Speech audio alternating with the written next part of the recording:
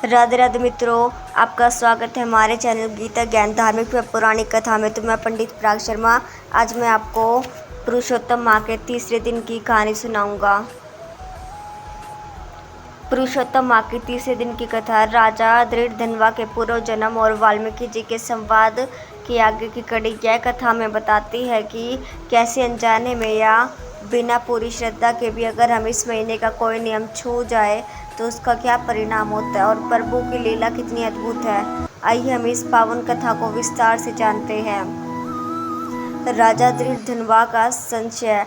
जब सुखदेव मुनि राजा दृढ़धनवा को पुरुषोत्तम मास की महिमा सुना रहे थे तो राजा के मन में एक शंका उत्पन्न हुई। उन्होंने ऋषि से पूछा, हे ऋषिवर, आपने कहा कि इस महीने में किए गए छोटे से पुण्य का भी इतना बड़ा फल मिलता है, लेकिन क्या कभी किसी ने अनजाने में इस महीने का अपमान किया हो या नियम तोड़े हो, उसके साथ क्या होता है? कृपया मुझे कोई उदाहरण देकर समझाएं। ऋषि ने राजा की शंका दूर करने के लिए कथा सुनाई। प्राचीन काल में सिंहकेतु नाम के राजा के राज्य में सुदेव नाम के एक अत्यंत सीधे और सादे ब्राह्मण रहते थे। वे भगवान के भक्त थे लेकिन बहुत गरीब थे। एक बार पुरुषोत्तम मास आया।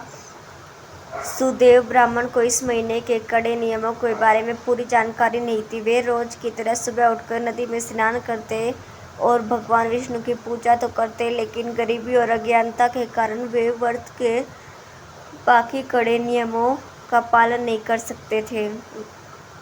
उसे गांव में कुछ ईर्ष्यालु लोग भी रहते थे। उन्होंने सुदेव ब्राह्मण को ताना मारते हुए कहा, तुम कैसे ब्राह्मण हो? पुरुषोत्तम मास चल रहा है और तुम कोई बड़ा अनुष्ठान या कांसे के बर्तन में मालपुए का दान भी नहीं कर रहे हो।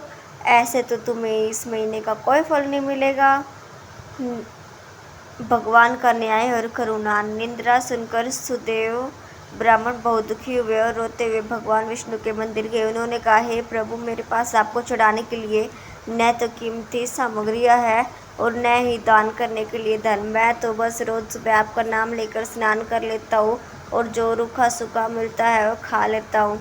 क्या मेरा यह पुरुषोत्तम मास व्यर्थ चला गया? तभी मंदिर में एक आकाशवाणी हुई और कहा, हे सुदेव, तुम उदास मत हो। संसार केवल भारी आडंबर, धन और दिखावा देखता है, लेकिन मैं मनुष्य का भाव देखता हूँ। तुमने बिना किसी दिखावे के पूरी पवित्रता के साथ रोज सुबह उठकर मेरा ध्यान किया है और नदी में स्नान किया। तुम्हारा यह सरल भाव ही मुझे सबसे प्रिय है। तुम्हें इस महीने का पूरा फल मिलेगा। इसके बाद सुदेव ब्राह्मण का घर धन धान्य से भर गया और उसके जीवन के सारे कष्ट दूर हो गए। पुरुषोत्तम माह के तीसरे दिन की कथा हमें दो बहुत बड़ी बातें सिखाती है। दिखावे से दूर रहे। भगवान को महंगे दान या बड़े बड़े अनुष्ठानों की जरूरत नहीं है। अगर आपके पास धन नहीं है तो आप सिर्फ सच्चे मन से भगवान का नाम ले, वह भी पर्याप्त है।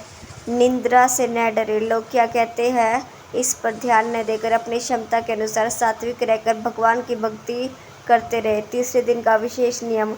आज के दिन भगवान विष्णु के त्रिविक्रम 3 पग में पूरी सृष्टि नाप ली थी स्वरूप का ध्यान किया जाता है। आज पूजा के बाद भगवान से प्रार्थना करें कि वे आपके जीवन के सभी भावों और गरीबी को दूर करें।